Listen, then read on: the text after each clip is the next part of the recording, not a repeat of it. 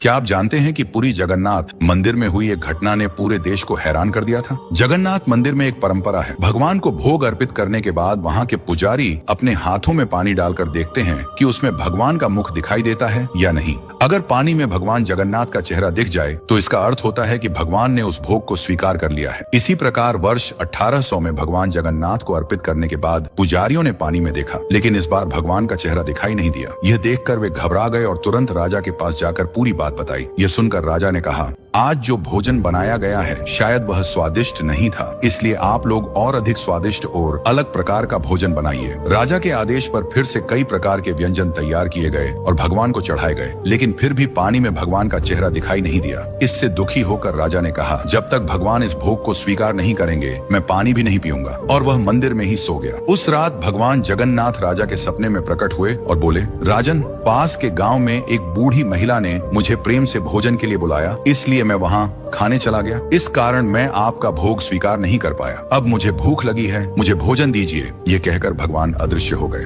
नींद से उठकर राजा ने फिर से भगवान को भोग अर्पित किया। इस बार पानी में भगवान जगन्नाथ का चेहरा दिखाई दिया। सच्ची भक्ति हो तो भगवान कहीं भी हो उसे अवश्य स्वीकार करते हैं। और कमेंट में जय जगन्नाथ